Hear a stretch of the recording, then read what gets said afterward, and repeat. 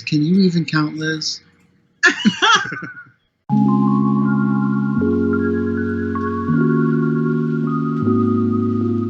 Hey everyone, we are LDG. I am Brooks. I'm Gaga. I'm Kitty. And I'm Lizzy.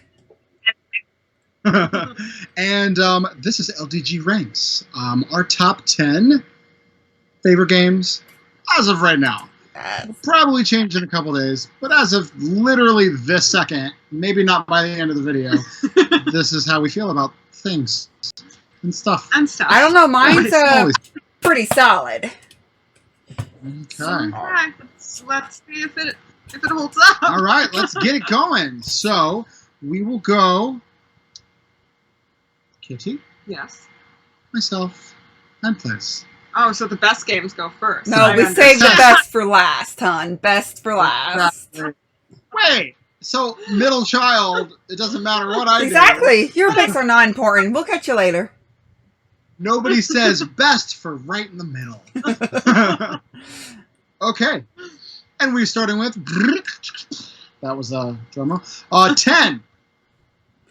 And my number 10 is Old Salt, actually, which is so new that it's not even on Board Game Geek just yet. Yeah, no. Whoa. We just got this. I mean, this hasn't even been a full production game, and you're having it as your number 10? So, if I may interject, we got this, and from the very first playthrough that we did with the designer himself, on Tabletop, on Tabletop Simulator, no less, which we typically hate anything on Tabletop Simulator, just the platform itself. She was addicted and would not shut up about it. I also loved it a lot. You also loved it, to be fair, but I was like over the moon. I don't know what exactly it is per se. But I mean, you get like a little bit of a war game. You get a little bit of almost an RPG feel. It's like based on D&D archetypes. I really loved it. It is very cool. I mean, it's this weird kind of deck building, but not a deck. You're kind of like building your fleet in the beginning and limited resources. And I just feel like it's really immersive. Like I can picture myself kind of like as if I'm like the commander of all of the ships. Yeah, I mean, it's a really great game. I'm surprised to see it as your number 10 already. It took us by surprise, and it won her over big time. Yeah, I don't know how many times I've said that, like, oh my god, it's my favorite out of the recent like reviews. It's just, so there you go. Very cool. Can't wait till it's out so that other people can check it out. It's exactly so exciting. It's really cool. For sure. Okay, I am next. Yeah, buddy. Hit that button, Lizzy. Well, I'll wait until after you say the name of the game. I don't have a memorized. Just hit it. Well, you could be a good kid and have the letters, but like we do. Okay, Wingspan. Now, I'm kind of addicted to pretty much anything that Stonemaier puts out, as we're all aware of at this point in time. Wingspan hits a lot of notes for me. It is nature-themed, which, when I look around here, I have an embarrassing amount of nature-themed games. You do. And I love the kind of tactile feel of everything. You have the eggs, and you have just all of the moving parts. It's one of those... I played it when I was getting, which happened most recently, getting into Euro games, really getting into them. Because I used to be very like... and then Liz started to slowly massage me into Euro games. And I think because this one is so thematic, she started with this. This was one of the first 5 or 6 that she introduced to me. Yeah. So, kind of addicted to him now. And I blame Wingspan. That's a good point, though, because I'd always been thinking it was kind of like Concordia or so, that like you really kind of got corrupted. But I guess it actually did kind of start with Wingspan when we visited Lizzy. It started a lot longer ago. Yeah, I played Concordia after I was already had the bug. So yeah, thankfully. Thankfully. Yeah. So yeah, love it. Okay. So my number 10 is a cooperative game. I love this genre in general. And I love the theme. You're going to be well, you fall into a cave, and you're going to be trying to find the exit, and it is Subterra. So yes, and you're going in, you have these horrors that are down there with you, and you're trying to go... What was that, Boo? What's down there with you? What's down there with you? Horrors. Horrors. S. Just check. thought maybe I had the theme wrong. No, there is a volcano theme, which is an anticipated game. Whitechapel. We're not at Whitechapel yet. You don't know. It might not even be here. If it's not Kitty's #1 game, we are never playing it again. It better be. But I really love the theme. I really love the mechanisms. I love the cooperative feel, and I actually use a blue light or a black light. I was going to say, my first memory of it is when you slapped it on our table and was like, wait, guys, Look wait. You like pulled out these flashlights and we were like, what is happening? That was so cool. Yeah, and you have your own flashlight, and then when your flashlight in the game goes out, you turn off your flashlight, and it's really awesome. In low lights, I actually painted the tiles with a UV glow-in-the-dark paint, so that way you can easily see the tiles in low light with the flashlights. It's a really thematic, really fun, immersive game. Sorry, Kitty just said so much, and I was like, so much what? So much paint? So much thematic. She was like, so much. Just so cool. I really loved that one. So much. It made me think about how much I want to play it again. So it's your #1 then, Kitty. And I kind of feel like its precursor is kind of the cave-ish. Yeah. Which we were addicted to the cave. Like we played that nonstop when we first got it. Still a solid favorite. But Subterra just has a little bit of a spice at it. Yeah, it feels much more streamlined. Like there's less fluff. Like the cave was pretty fiddly with all the little bits sometimes. And this is just, you just go in, you try to find your way, and you get out. It's awesome. Exactly. Love it. Yeah, for sure. It feels a little bit more thematic too, like a thematic upgrade to exactly. the game. The cave. Okay. The day. So our number 9s. The day you entered the cave. The 9 has a beret. Oh, the 9 has a beret. Not themed. Doesn't mean these are all French themed games. But I do have, for everybody, you do go to France, actually. For the game? Or no, during the game itself, gotcha. Which is, at one point, which is on tour, which Lizzy will hate my theme right now because it's a roll and I don't hate your theme. I'm just not a fan of the game. But that's not fair because we have made a pact as a gaming group to not discount stuff that we previously have said we didn't like. I've watched plenty of reviews for it. I'm not feeling it. You've never played it with us. Exactly, because I said the same thing about Euros, and look at where we are now. Yeah, so. Except I used to like roll and rights. Stop being the person who doesn't have an open mind. Anyway. So, reason why you go to France is because there's two sides of the map. There's an American and a European side. Yep. So, and it's just really fun and funny as well. It's so funny because when we're playing it, we're like, we have the best laid plans. We're going to have the coolest tour. And then it's like, we're going to hit everywhere. We go from like Russia to the UK, back to Russia, and then we're done. And we somehow missed like the Ukraine right next to it or something in the process. Yeah, it's like your tour just goes awry. You weren't meant for the job the whole time. It's so much fun. It's ridiculous. And I feel like it has this cool strategy of like trying to map it out. And as somebody that doesn't really mentally map that well, like it's really cool to at least try. And so that's like my favorite like super light game right now. Yeah. I'm kind of addicted to it. Love it. I even played a bunch of solo games the other day. So my number 9 is Queen Domino. I remember Liz introduced me to this, and I was instantly addicted to it. I think it's snappy and fun, and I like the domino mechanic anyway, a la like Renature, which is amazing also. Oh my god, yes. And nature themed. But I don't know. It seems like such a rich theme, and gameplay is so quick and snappy. I love the expansions, the giant expansion, and then all the castles, because I'm a sucker for components, and you can get a lot of, special promo, that's what they're called. I was searching in there for it. Promo castles for it, which is cute, which I still have an ice cream castle to send you, Liz. So I think I have that, actually. I'm pretty sure I have the ice cream castle, because, well, ice cream. Not now. It's related to food. And it's ice cream. Exactly.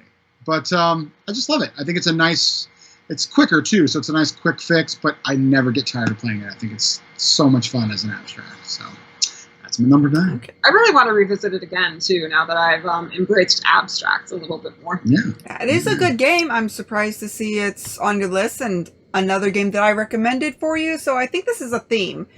Brixie's top 10 are the games that I say are good. Here we go. All right. Well, let's see what your number 9 is. Okay, my number 9 is The World Has Had a Cataclysmical Event. Okay, well, there were, gene mutations, and the world has kind of gone to hell and back. I can't imagine what this will be. It is a Mighty Boards game. I bet it's not by Mighty Boards. It is. It is Post-Human Saga. I really love this post-apocalyptic world without having zombies in it. So good. Hold on a second. Don't come for zombies. Mama loves zombies, and you know that. But I get it. I really like the theme, and I'm not a fan of zombies, so I really like that it can be post-apocalyptic and not be all about zombies. I would just like to say that a mutant is kind of literally next door to a zombie. Next door is not the same as being. Kind of like you and your neighbors are a lot different, but a lot the same. I don't know. I don't really know them. Strange. And sometimes naked outside of their house. Anyway, but yeah, it's you're gonna hit the button for your. Oh yeah, you want to see my Post-Human Saga, right? There you go. Yeah. Such a good game. We played the crap out of it when it first came out. Still play it. Think it really holds up. It has that storytelling. It gives you that infusion of storytelling. Yeah, I really love drawing into a bag, and then that's a story you can get. We actually play with 4 of us having 4 encounters for each of us, which is more than what you're supposed to do. But we love the story so much that we want more stories. So we grab out of the bag more. Exactly. I'm excited one day to try it, like we were saying, just for fun, where we don't get to hear what would happen or like what you need to pick certain choices. The outcomes for your I think that's so are you gonna fight the woman or are you gonna let her be? Not give any specifics about what you have to do. I think that'd be great. Like, we're doing that. Yeah, that'll be fun. Solid pick list. Love that one. We've had a lot of fun with that. It has been amazing. Yeah, buddy.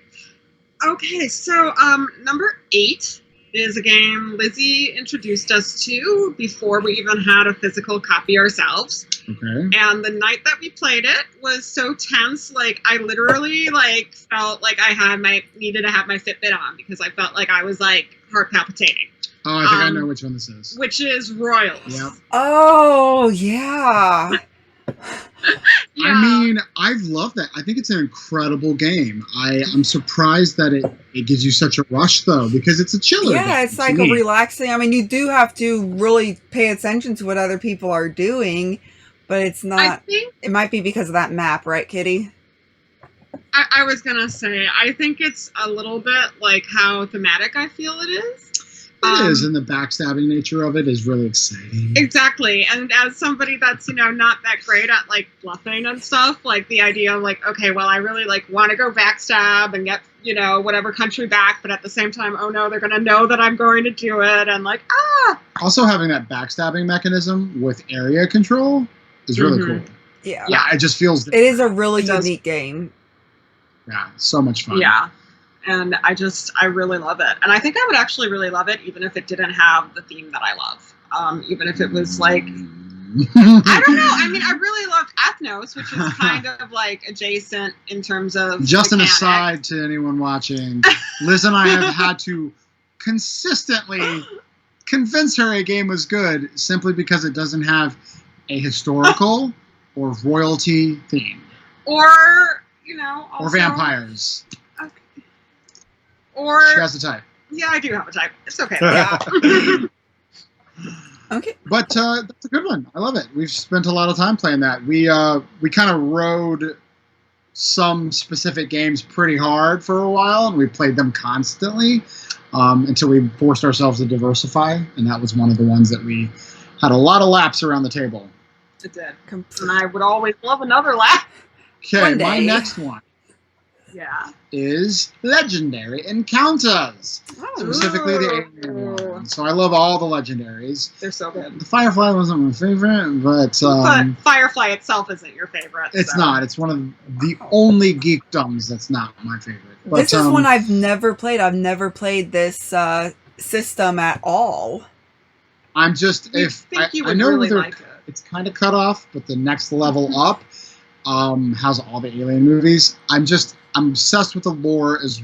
I started watching them when I was this big, and I fell in love with the whole, aliens as a genre in general. Mm-hmm. And so I love any kind of deck building game at all. And so having that theme just has me completely addicted all the time. Kitty got it for me as a gift. And now you have me into the alien movies, which I was like awful and had never seen any of them. You haven't seen a lot. I could say a lot of things you haven't seen that would shock people. Well, I've seen all episodes of Firefly. You're a terrible Firefly is an amazing series. And the movie Serendipity is that? No, not Serendipity. What is the movie after? Serenity, yes. Oh, I love it. Star Wars. Star Trek. Stargate. We're Back to the Futures. She hasn't seen the first one.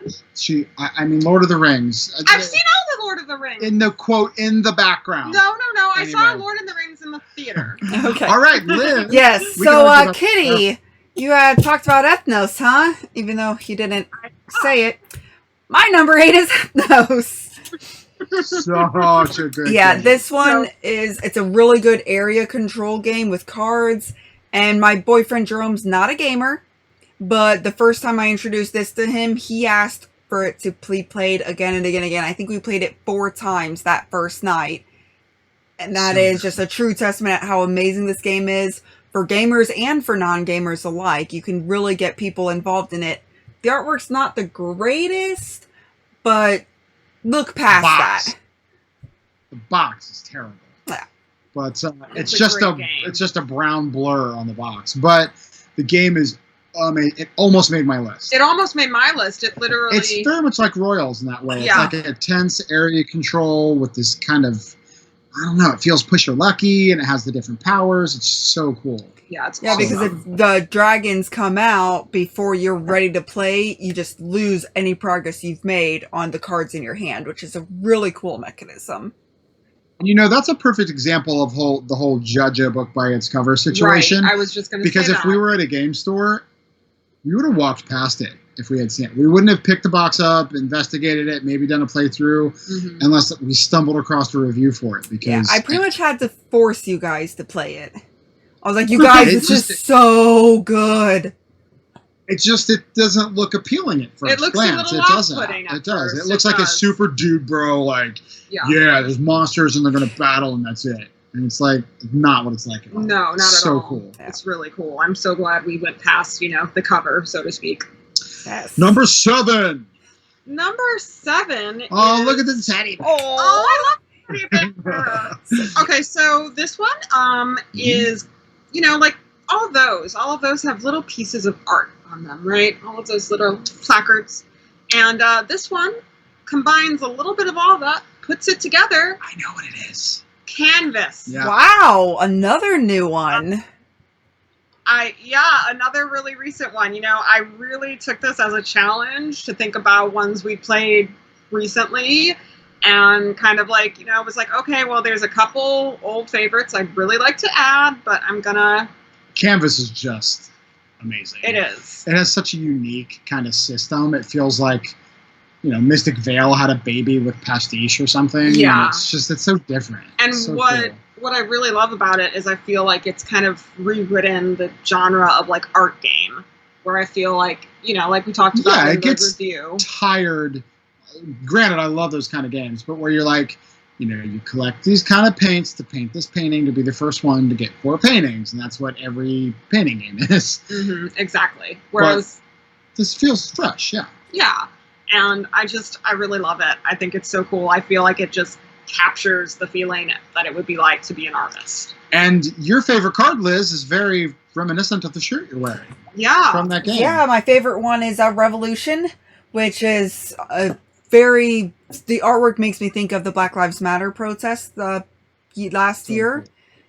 So it was awesome. And then the Pride one is my second favorite. So very good Yes, artwork in it and very representation. Which is good, seeing how it's an art game. Yes. But the whole layering thing is just so cool. And we make a game out of the game, just figuring out who had the best painting, worst painting, craziest one. Yeah. Woo, Exactly. some of those creations, I'll tell you what. I do really, really like the game. It's a very excellent one.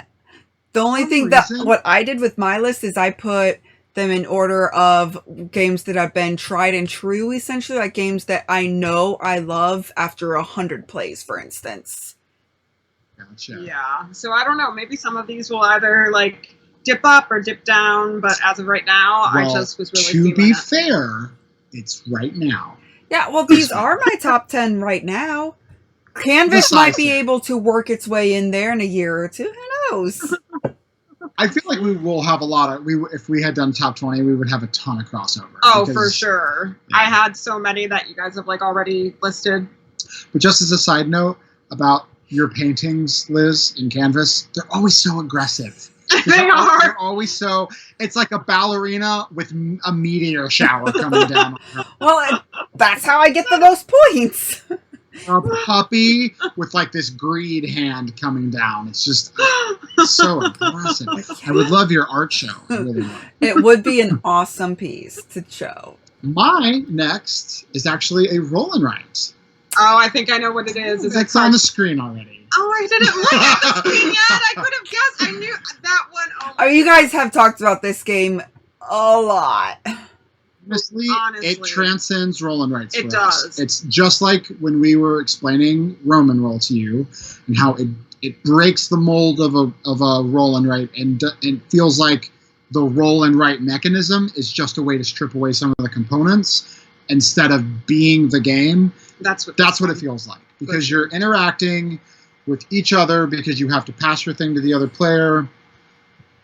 It's like Roman roll. The writing aspect is essentially just so you don't have tiles, individual tiles that you lay down.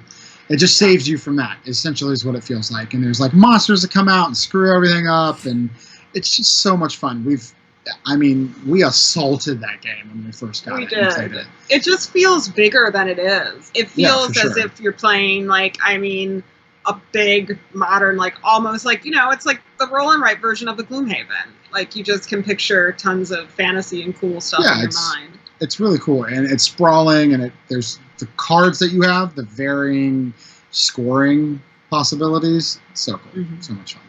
So yeah, it's a good solid one. Lizette. Okay. Well, mine is one that we again played with my copy only and remotely. Okay. It is a game all about building. You are building your economic empire up.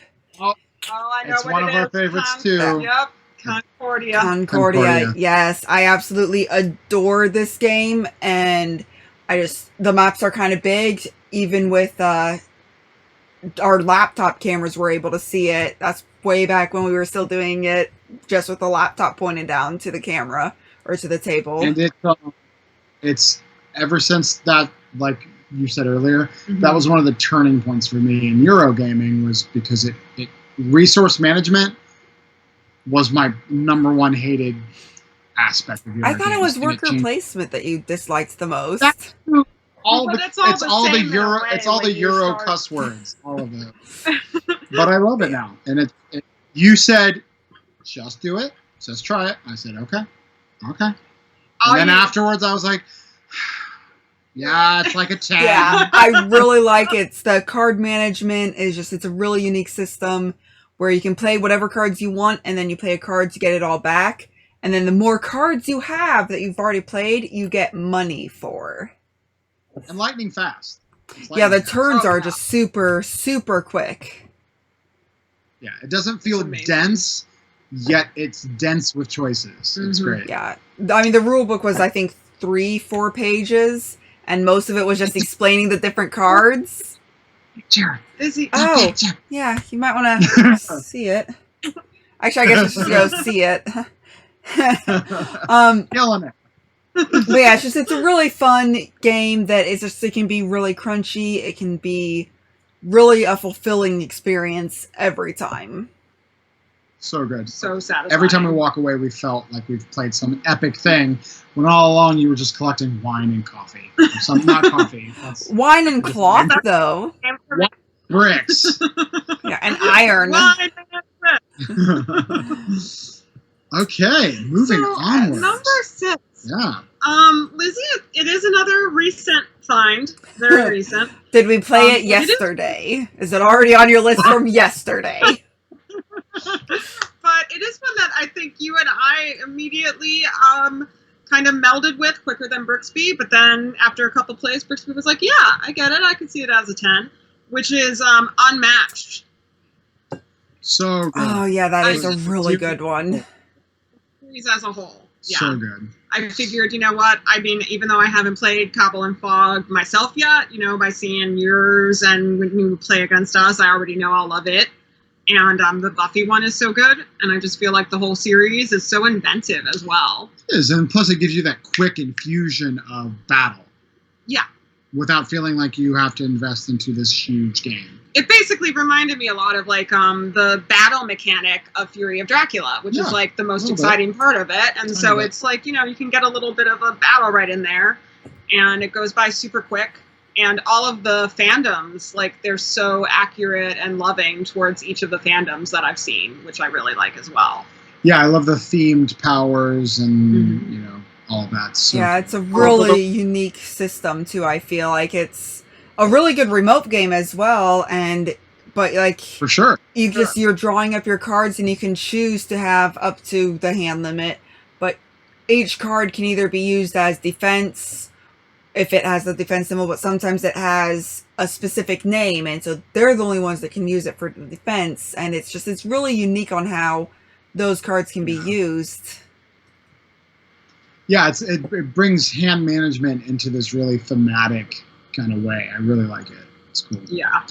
So well, mine is a game that's a favorite of definitely yours, and it was an introduction for you, but it was also kind of an introduction for Liz and I. Betrayal. It was one of the main games that got us into gaming. Eons ago, not that many eons ago, but a while ago.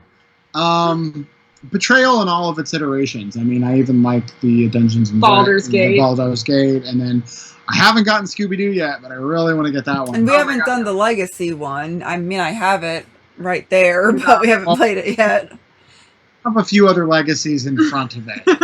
Cough, cough, pandemic. Season 0. But I just think it's so rich. It feels like storytelling, and then you have some backstabbing, and then it's that exploration that I like, the dungeon crawl-ish kind of, but you know. And plus, I'm a horror junkie. I just love anything at all to do with that.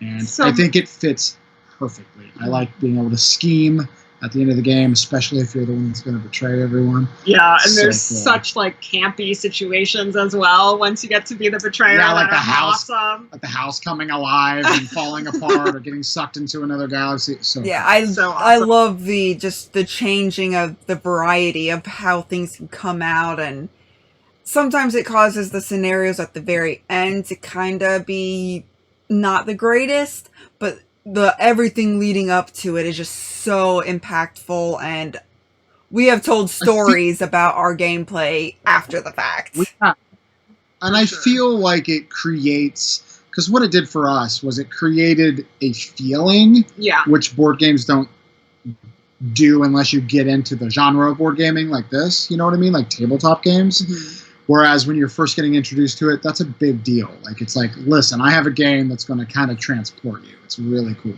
Yeah. So it's still a favorite to this day because of that. So I love it. I almost put it on my list, so I'm glad it got on. It was quite the battle royale for stuff. All right, Lizzy. Well, mine is another post-apocalyptic themed game. It is set in the world of the Hiroshima Hex. It is a tableau builder. Area 51? No. State 51st State. That's it. 51st State. This is one that I've not gotten you guys to play yet. But it is one that I have played with a couple coworkers, actually. Well, a coworker and his wife. And it's been a really good experience, so it can be even brought in for non-gamers. I mean, they've played Warhammer. So, I mean, they've played some, but actual board games, they were able to pick this up, and they really enjoyed it. And it's a lot of resource management, too. And there's some take that, but it has to be worth it, because you spend a lot of resources to destroy something on someone else's. And the only reason why you would really want to do that is, well, you want the benefit that you get from it, but more importantly, so that you can destroy something that is benefiting them immensely, because this is just a race to 25 points. It feels a little different. I think that sounds kind of cool, actually. I would really like to I try know it. you guys would absolutely love it. We just haven't had the chance yet. I like that calculated take that versus just a game that's literally just like take that, take that, take that, take versus that. grabbing a card, like, oh, play it on you. Yeah, right, the whole time. Whereas if it feels calculated and integral to your turn and gameplay and the structure of the game, it's a lot richer of an experience that way. For sure. Yes. Right, we are halfway through. Yes, top 5. These are the best games ever. So, obviously, according to us, and that's all that matters. Don't listen to anyone else, okay? Listen to us. Well, after I tell you guys my top 5, you might say not to listen to me. Yeah, maybe. Oh, God. Is this where it goes off the tracks? So, yeah, I earlier I wasn't like looking down at. I was just bringing my phone back up to make sure that I put this here, and I did. And I'm sorry that I didn't put it higher, but I do love it so much, and it's Gloomhaven. At 5?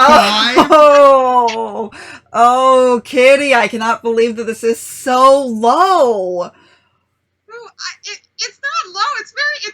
I love. I mean, it. Fifth.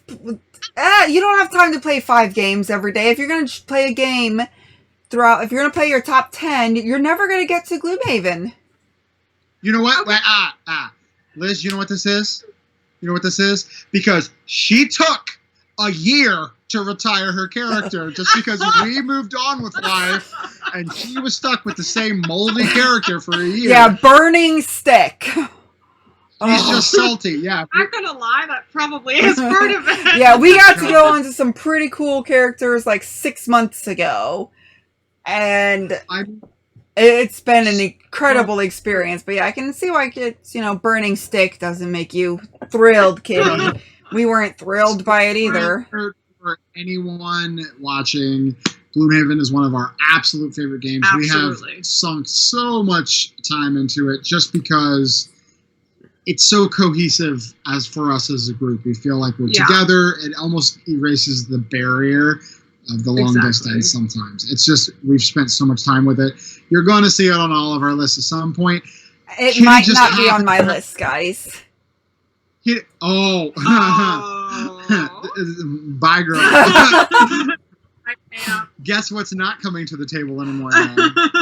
Obviously, Gloomhaven, because Kitty doesn't like it.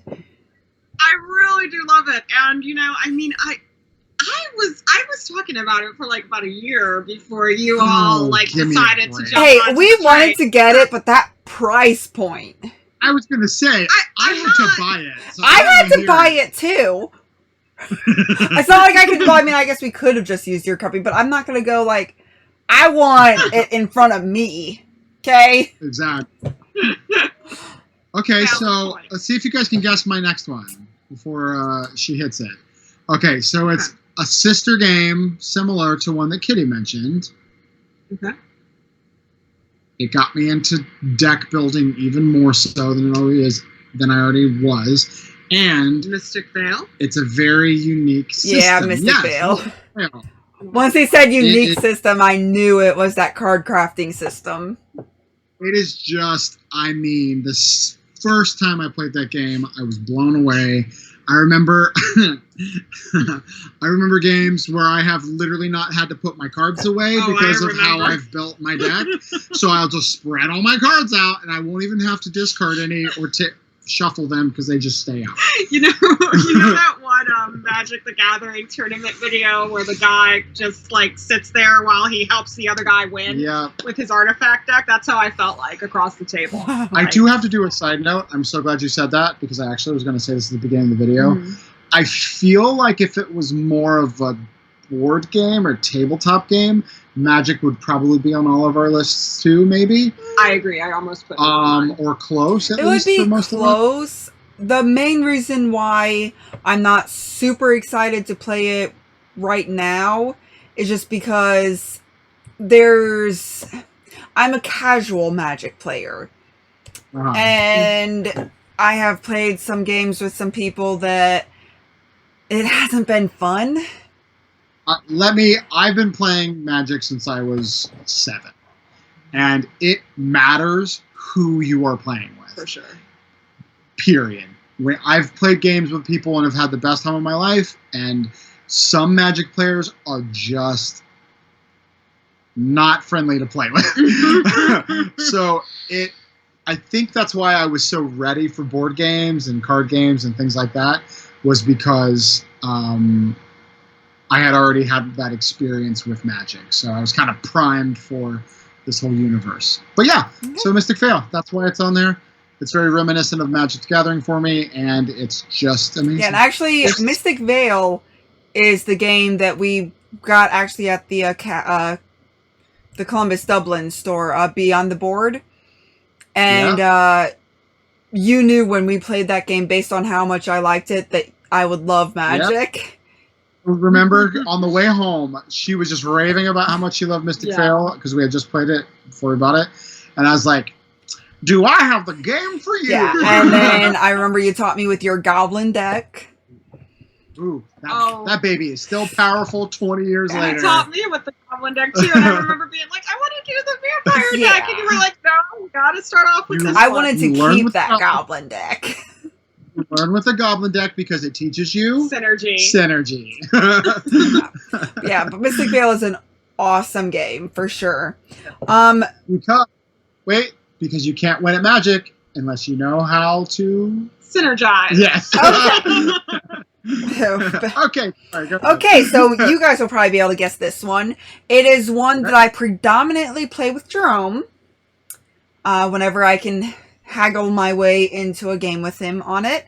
It is Arkham Horror, the card game? Yes! What? Berksy does not like this game.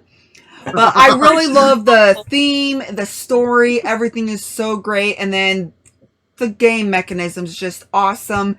And you have your deck that you can spend experience points to build up. And spoiler is Jerome and I have kind of done this, we are playing the same character until they die.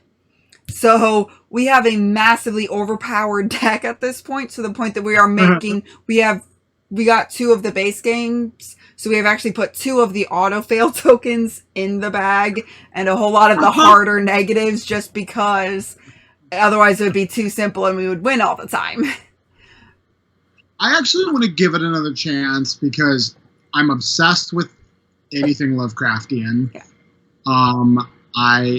So theme is not an issue. I love card games. So I don't know why I just didn't feel it. Yeah, it was a little bit fiddly for you, but we were also learning it together. If I feel like if I would have known all the rules and been able to just tell you everything instead of having to look at the rule book every few minutes, I feel it would have been a much better experience and you would have gotten much more into it.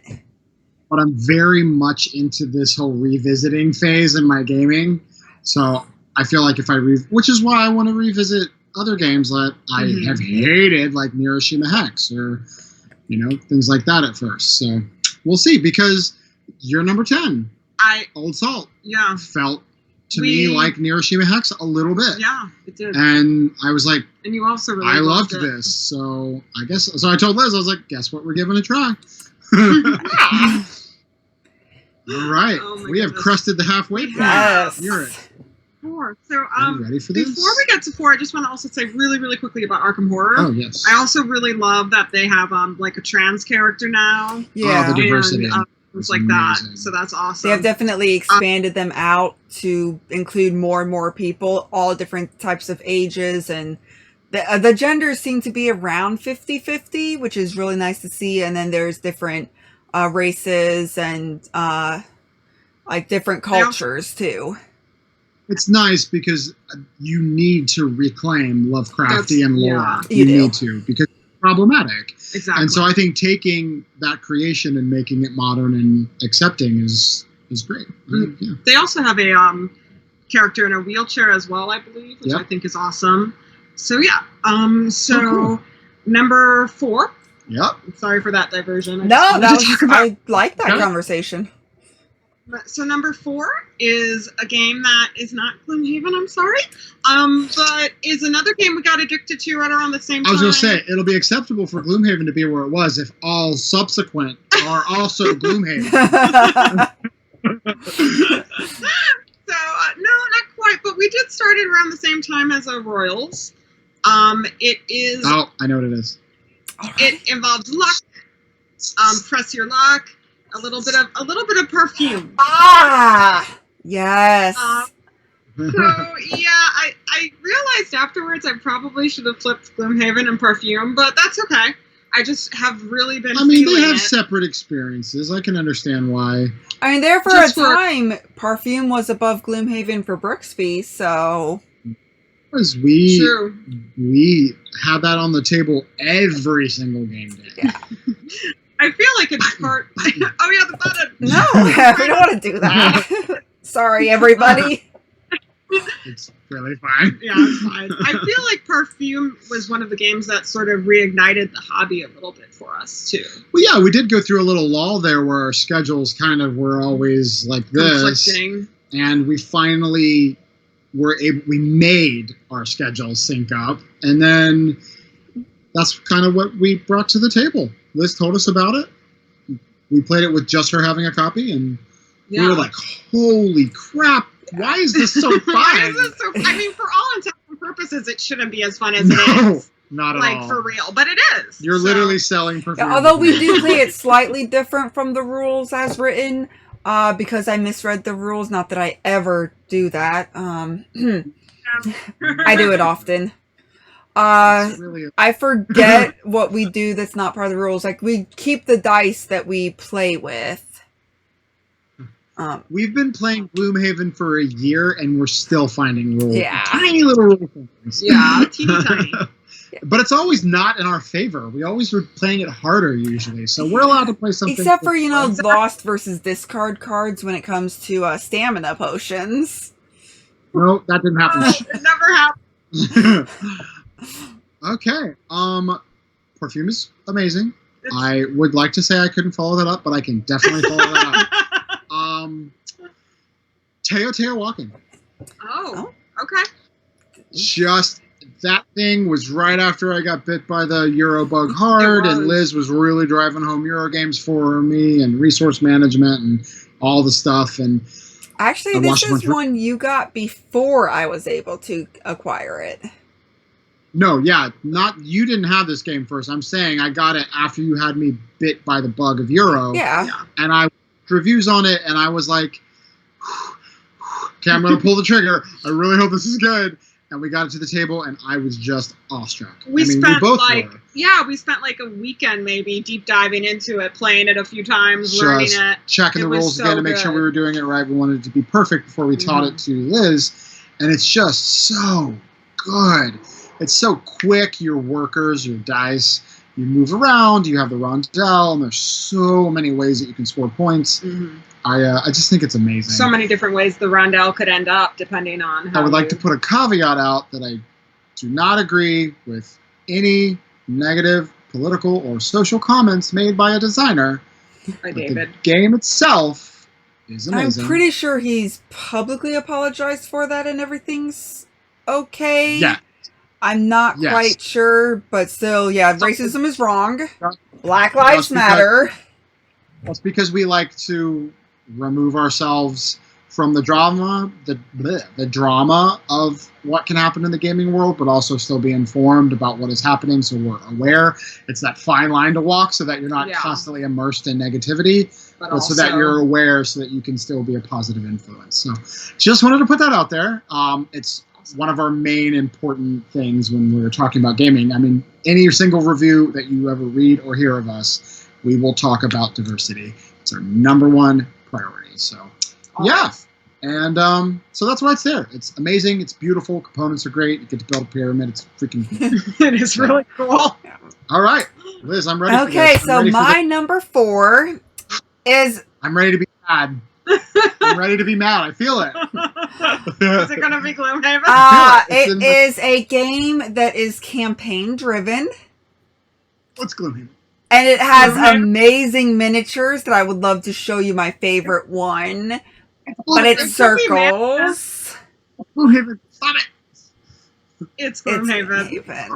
Oh. Okay, so she's only one Hey, away. that is one better than you. That is a world of difference. I really like, what I really love is that it's not dice driven and you have cards to pull up. It's still randomized, but you know the probabilities of, okay, I have a 1 in 36 chance of grabbing my miss, but I also have a 3 in 36 chance of getting a +1 at least, and that's what I really need.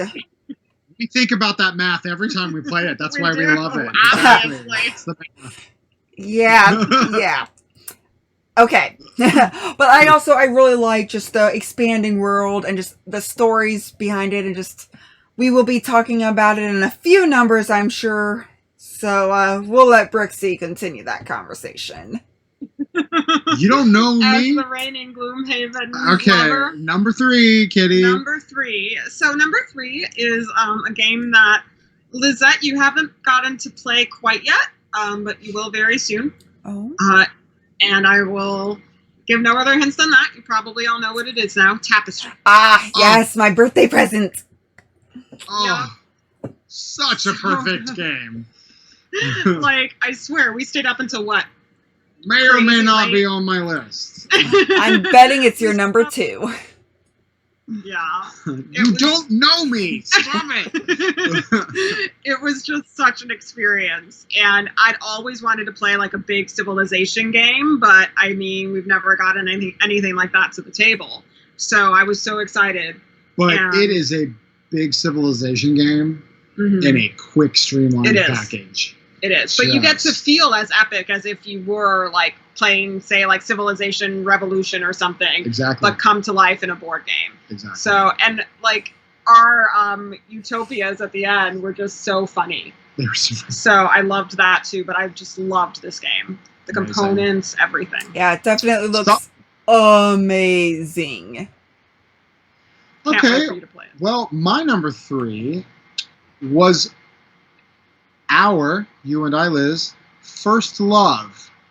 Oh, is it Mansions? It is Mansions. Our first love was Betrayal.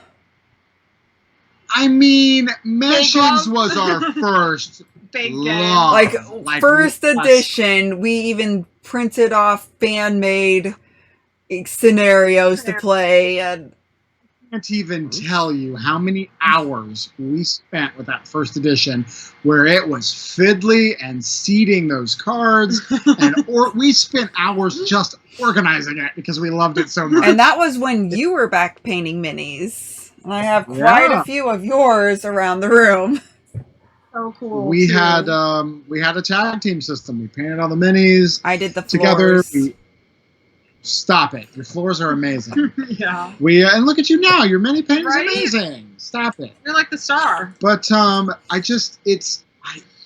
it's so story driven. It just feels so rich and so real, and that's what I'm always drawn to in a game. I'm drawn to that, that little fire, that flame that's in a game, that it's just rich in theme. It's immersive. You feel like you're there. And it was, granted, it's so much nicer with second edition. Yes. But the first edition, when you were flipping the cards and you were really nervous about what was seated there, that was really cool still. But I'm an old man when it comes to gaming. So. Yeah, I remember one time there were 2 locks, which, locks were normally the ones that you needed to go for the end. One of them was an instant death, and one was the one that you needed. I went to the instant death one. You went right through Oh an my instant death door. God. I'll never forget that. Man, that was back when the locks were like physical puzzles. Like we had to get out the sideboard with these puzzles that we like. I really enjoyed that. It was so cool. But anyway, yeah, that's my number That's a 3. great one. Okay, well, my number 3 is another post-apocalyptic game. It has shapes that are 6-sided, and you are trying to get your enemies from 20 down to 0, or in the case of the dancer, from 30 down to 0. Know what it is, and not just because It's you put literally the on the down. screen. Oh, when did that happen? Oh, as soon as you said the dancer, I know Hiroshima Hex. The dancer. It's an Yeah, army. yeah. It's an army that all you have is 3 pieces, and you have to like move them around so they dance. Like you can discard all your cards from your hand, and then they do a dance mechanic where they swap places and you can rotate them any different direction. It is a really interesting, cool army to play. Takes a lot of things. My favorite one actually is Smart, followed really closely by New York. But it's an amazing system, and you battle, you fill it up, and then you battle, or you could just throw down a token and battle. I live by my words. I said I would revisit it. I will revisit it. Knowing my luck, I'll freaking love it. That's why I'm terrified of revisiting Le Havre, because I'll probably love do it. have it. So And I you have- like to hate it? And I've talked so much trash about it over the years. If you I just do love like Hiroshima Hex, there is a Year of Moloch. It did close out the pre-orders, but you could get all the armies, and it's only, well, all the base armies, I think, and then there's a spot for all the armies. I don't quite remember, but it's only $100, and you get a really cool bust of a mini. Oh my gosh, my wallets are in my other pants. Yeah, it was a little Okay. bit steep. Moving on. Okay, so my number 2 has been BT Dubs. I am really excited for you to revisit that. But so my number 2 has been mentioned already. And it is one of the ones that first kind of sparked your love for Euros. Not the first, but one of Concordia. Oh, I was about to say Wingspan? Oh, yeah. So, by the way, Concordia and Wingspan were like this. Were they? The only reason that Wingspan won was because of theme and tactileness. I just think Concordia. I mean, I can understand that. I mean, the components are. I great. mean, they are like this. Concordia, I love. Yeah. For some reason, I mean, I'm not always the most amazing at like long-term strategy, but for Concordia, for some reason, I feel like I really get the strategy really well. I also I love it. It's such like a quick, like you said, a quick Euro. It's so good. It doesn't even feel like you're doing a resource management or worker placement or whatever game. No, it At all. doesn't. Yeah, and I do really like that. Well, Kitty, your map, but the map can be like set up randomly with like all the A's are a preset location, but it could be a brick over here one game and a cloth there the next. And I find that a really interesting, unique way to set it up. Yeah, exactly. That makes it, every single game, it doesn't matter what the setup is, it's going to feel new and original, which is cool. Yeah, and I remember when Lizzy first started telling us about the game, she was like, all I need to tell you is sexy, sexy maps. And I was like, I'm in. Yep, and I just had to place a Kit Kat on it for Brixby. Easiest, okay, well, I was just about to say easiest fish hook in the world until you said that for me, yeah. Easiest what? Okay, let's be fish realistic. hook. I placed a Kit Kat because of my slight colorblind issue, and I could not see the delineation between two countries. Plus, then you had a Kit Kat. Exactly. It was a very delicious game. It was. Okay, mine is one that you already said. Oh, I know it's going to be Tapestry. It is right? Tapestry. You called it. It's just, I cannot It's so good. wait until we get you to play it, Liz. You're going to love it, Liz. You're going to be like, I need to redo my list. We were lucky enough to just have an interview with a conversation with Jamie Stegmaier of Stonemeyer Games, and I even told him, we stepped back after the game and we were like, whoa, that was amazing. it hits you. It's unfolding, very much like Everdell. It feels like you're not going to get anywhere at first. Your first like turn, especially, and then your second, you're like, okay, I'm building momentum. It's very engine buildery. It's very just. I can't even describe it. It's so good. Night. Like I had dreams about it. It's so good. I mean, I've had a lot of reviews I've watched, and those minis, they're so beautiful, and they come pre-painted, so I'm not gonna have to paint them before we can play. The components are stupid amazing. Like they're so good. Like you opened it, and I was like, "Well, that saved me a lot of work." Yes. Okay. Sorry, go ahead. No, I was just going to say my number. So if you guys want to finish Tapestry, we can finish and then I can... Go, boo. We're good. Okay, so my number 2, at one point in time, this is also a little bit of a cheat, but at one point in time, this was my all-time favorite game. This is actually a collection of games. Pandemic has been dethroned. Pandemic has been dethroned. Yes, it is Pandemic. I love, again, the cooperativeness. I actually play Z Garcia with the Dice Towers variants he said in one of his videos. 5 Virulent Strain, 5 Epidemics. And it's the 5 Virulent Strain Epidemics and 5 Emergency Events. And it makes it a really fresh, really tight... Hit the button so we can see her get replaced here in a little bit. It's a really tight game every time with that. And then I really love, especially the Rising Tide, just deciding which, because you have the blocks that you have in the middle of the areas. You have to decide when an area pulls up with that card. You have to decide if you want to remove the stick from over here or if you want to remove it from over here. And then those decisions are just really impactful on the game. It could cause you to win or lose. And it's probably the most strategic of all of the Pandemics. It's the lore of Pandemic. I mean, there's so many good ones in there. One of my favorites is Iberia, Rising Tide, and the Seasons are my favorite. I mean, Legacies, yeah, for sure. Yeah, Legacies. They're just so good. Everything is just, you feel like you're literally saving the world when you're doing some of them. So, yeah. Great choice, Lizzy. It is amazing. I figured we'd see the day it got dethroned. But, no, never. Okay, dun dun dun. All right, Kitty.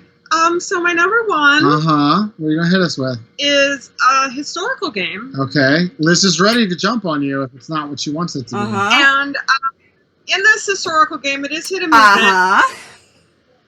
And Lizzy, it is Jaws. No. No. I knew once you saw historical and hidden movement, it was Letters from Whitechapel. This is her favorite game of all time. She's always asking for it. And she loves that map. It's a map thing.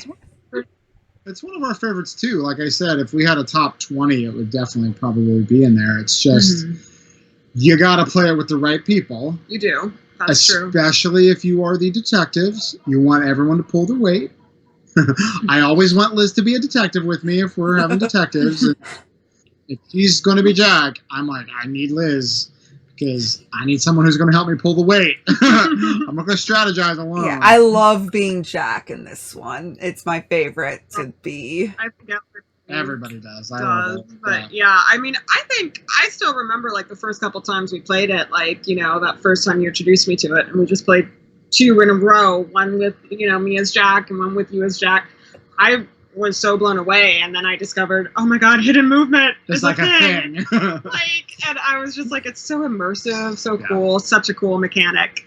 And there's so many other iterations of it that are great. Like Last Friday is my favorite version of a hidden movement. Right on the heels of, Whitechapel's right on the heels of it. But I just think it's such a cool, unique, I wish it would be explored even more than it already is. Honestly. I do too. I also really liked the expansion and how it added like the different things where you could play the different suspects. and have the different like specifications where you'd have to have your home and things like that, your hideout. So I adore it. Yeah. I agree. It is a really good one. Okay. Well, we all know what my number one is. I don't even know why we're I don't know. Could it be a? You know what? I think I think it's Santorini.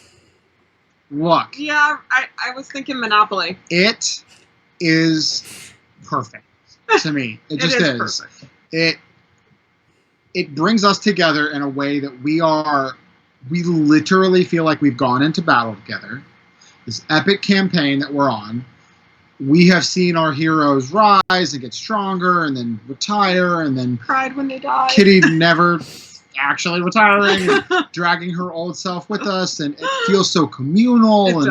It just we're all strategizing at the same time, and we all have our decks, and you're kind of private and you kind of don't tell each other what you're doing, and it's just so cool. It's so cool. It is amazing. It's the perfect dungeon crawler. It just feels so immersive. And yeah.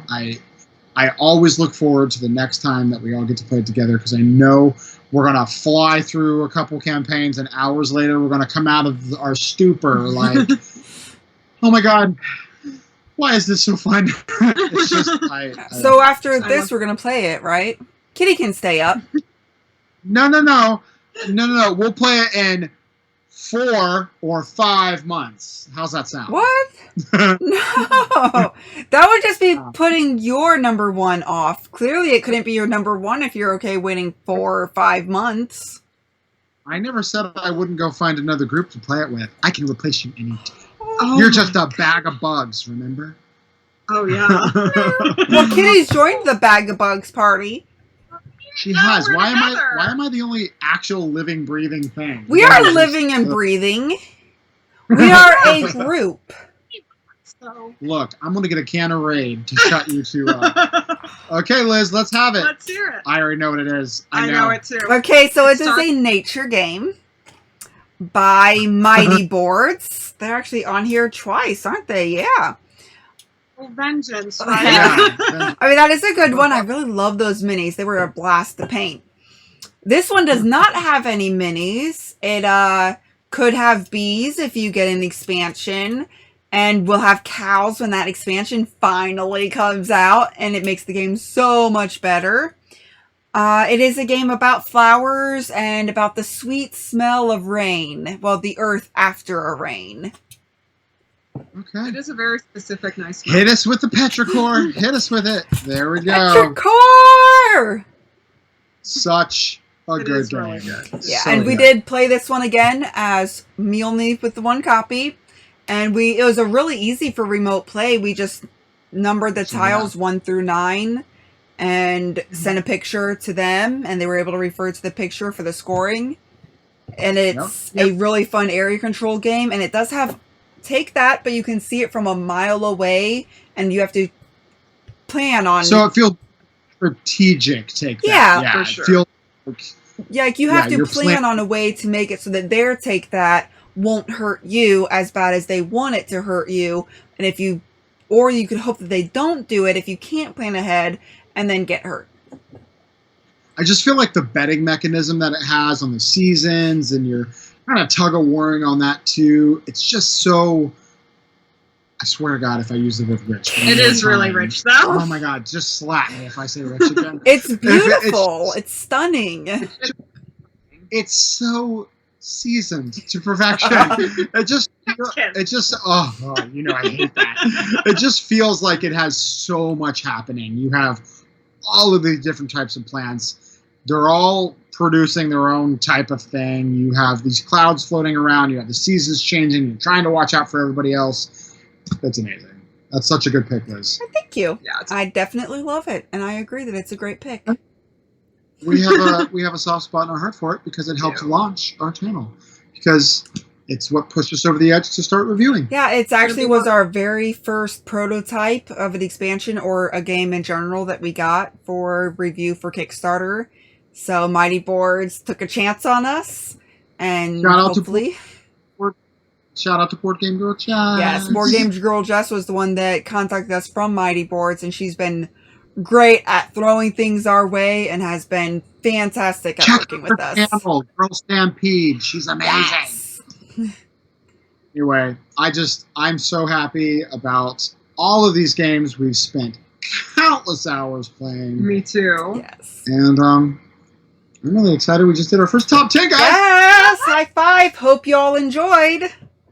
Doesn't that make us legit?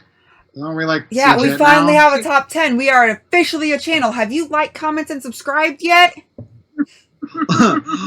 It's all down It's all below. down Like, below. comment, subscribe. Stalk us. We give you permission. Dislike. It's Just- okay. Just don't dox us. My address is. Okay, well, until next time, just remember to have fun while you dox us. Yes, be present while you dox us so you get our address And right. be you while you dox us. I'll tell you what doxing is after We'll tell this. you later, Lizzy. Okay. We'll dox you. That way you'll learn. That what way it is. you'll know. We know your address. Love you. Thank you all for watching. If you have any questions or comments, feel free to reach out to us. We would love to hear from you. Also, if you find value in our content, please like, comment, and subscribe. Tell a friend or family member that we exist. Help us grow our channel and bring remote gaming to a table near you.